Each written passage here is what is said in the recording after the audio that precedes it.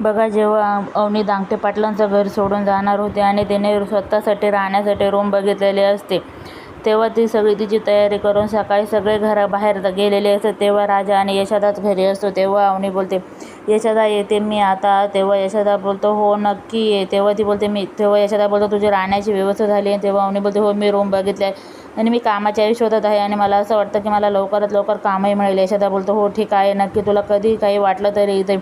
तेव्हा अवनी बोलते, हो पण या काही दिवसामध्ये मला या घराने इतकं आपलंसं केलं आहे ना की मला या घरातून जाऊशी पण नाही वाटत. काय करणार, हे पण एक फरकच आहे ना.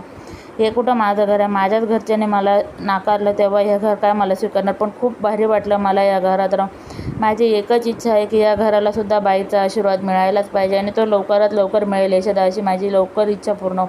तेव्हा यशोदा बोलतो, ठीक आहे. तेव्हा राजा बोलतो, चला अवनी मॅडम उशीर होते. तेव्हा राजा आणि अवनीला सोडवायला राजा तिथून जातो. तेव्हा जण सोडतं. तेव्हा जेव्हा अवनीने जिथे रूम घेतलेली असते तिथे राजा तिला न सोडतं. तेव्हा अवनी बोलते, राजा येते मी, आपण फक्त फ्रेंड्सच आहोत.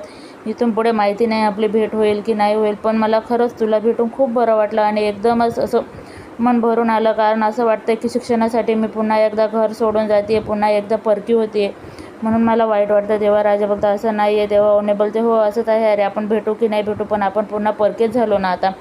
तेव्हा राजा बोलतो मनातल्या मनात, अवनी मॅडम काय सांगू, माझं तुमच्यावर प्रेम आहे. तेव्हा राजा देवीच्या मंदिरात जातो आणि बोलतो, देवी आहे का गं तू, ही माझी स्वतः परीक्षा बघते.